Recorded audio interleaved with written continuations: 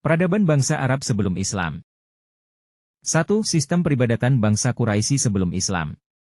Pada permulaannya bangsa Arab Quraisy telah mengikuti dan meyakini ajaran agama Nabi Ibrahim dan Nabi Ismail yaitu agama Hanifiyah. Hanif, artinya benar dan lurus. Muncul berbagai ajaran yang meragukan dan akhirnya jatuh menjadi penyembah berhala yang dibawa oleh Amr bin Luay al-Huzai. Menurut Ibnu Kalbi yang menyebabkan bangsa Arab menyembah berhala dan batu, ialah barang siapa yang meninggalkan kota Mekah harus membawa batu yang diambil dari batu-batu yang ada di tanah haram Ka'bah. Dengan maksud untuk menghormati tanah haram dan untuk memperlihatkan cinta mereka terhadap kota Mekah. Nama-nama berhala yang disembah bangsa Arab. Hubal tempatnya di sisi Ka'bah. Al-Lata Taif. Al-Uzza Hejaz. Manat dekat kota Madinah, Yastrib.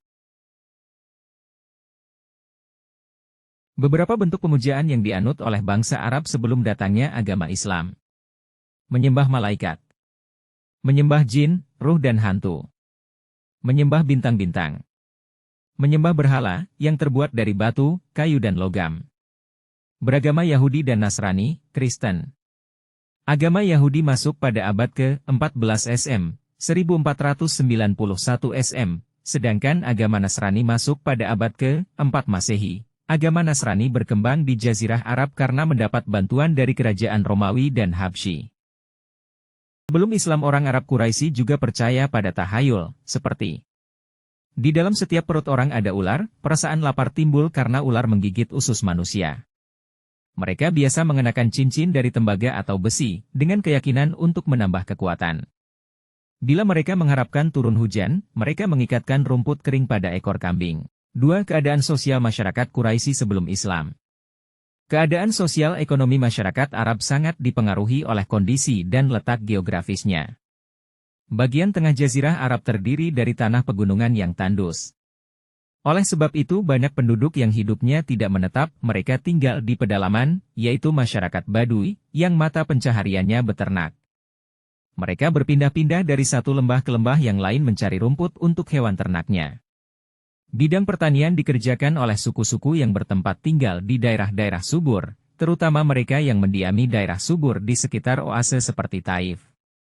Di tempat ini mereka menanam buah-buahan dan sayur-sayuran. Masyarakat Arab yang tinggal di perkotaan biasanya mereka berdagang.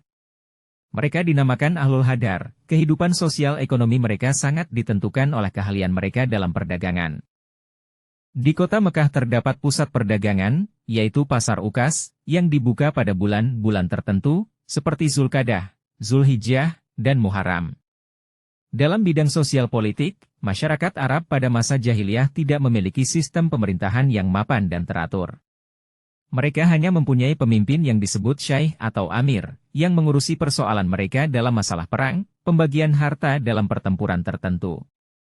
Di luar itu seorang syaikh tidak berkuasa atau tidak berhak mengatur anggota kabilahnya. Bangsa Arab sebelum Islam juga telah mampu mengembangkan ilmu pengetahuan. Di antara ilmu pengetahuan yang mereka kembangkan adalah astronomi yang ditemukan oleh orang-orang Babilonia. Tata sosial bangsa Arab sebelum Islam terkenal pemberani di dalam membela pendirian. Mereka tidak mau mengubah pendirian serta tata cara hidup yang sudah menjadi kebiasaannya, tidak mau mengalah, namun ada sisi kebiasaan yang baik yaitu suka menghormati dan memuliakan tamu.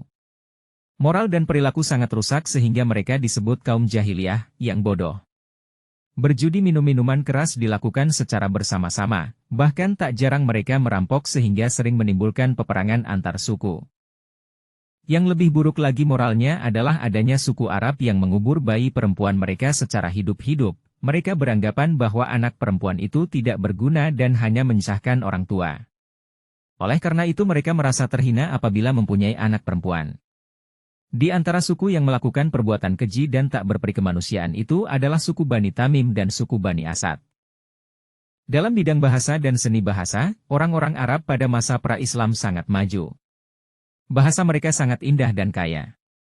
Syair-syair mereka sangat banyak. Dalam lingkungan mereka seorang penyair sangat dihormati. Tiap tahun di pasar, Ukas diadakan deklamasi sajak yang sangat luas. Selain Ukas masih ada pasar yang dijadikan tempat berkumpulnya para penyair yaitu Pasar Majinah dan Zulmajas. Salah satu dari pengaruh syair pada bangsa Arab ialah bahwa syair itu dapat meninggikan derajat seorang yang tadinya hina atau sebaliknya menghinakan seseorang yang tadinya terhormat. Satu-satunya alat publisistik yang amat luas lapangannya yaitu hitabah. Di samping sebagai penyair, orang-orang Arab jahiliyah juga sangat fasih berpidato dengan bahasa yang indah dan bersemangat. Para ahli pidato pada saat itu mereka mendapat derajat tinggi seperti para penyair. Salah satu kelaziman dalam masyarakat Arab jahiliyah adalah mengadakan majelis atau nadwah sebagai sarana untuk mendeklamasikan sajak, bertanding pidato, tukar-menukar berita dan lain sebagainya. Seperti Nadi Quraisy dan Darun Nadwah yang berdiri di samping Ka'bah sebagian dari nadwah mereka. Begitulah seorang ahli sejarah Islam, Ahmad Amin seorang sejarawan Islam memberi definisi tentang kata-kata Arab jahiliyah yaitu orang-orang Arab sebelum Islam yang membangkang kepada kebenaran. Mereka terus melawan kebenaran, sekalipun telah diketahui bahwa itu benar. Jadi jahiliyah bukanlah jahil yang berarti bodoh. Mari asah kompetensimu. Jawablah pertanyaan di bawah ini dengan pendapatmu. Sebutkan 3 nama berhala terkenal yang diyakini bangsa Arab jahiliyah beserta tempatnya, mengapa ketiga berhala itu terkenal? Jelaskan macam-macam tahayul yang diyakini masyarakat jahiliyah, kenapa mereka percaya hal itu? Mengapa bangsa Arab sebelum mengenal Islam dikenal sebagai bangsa jahiliyah? Mengapa orang-orang Arab sebelum Islam suka hidup berpindah-pindah? Sebutkan 5 bentuk pemujaan bangsa Arab sebelum datangnya Islam. Mengapa mereka memuja benda-benda tersebut?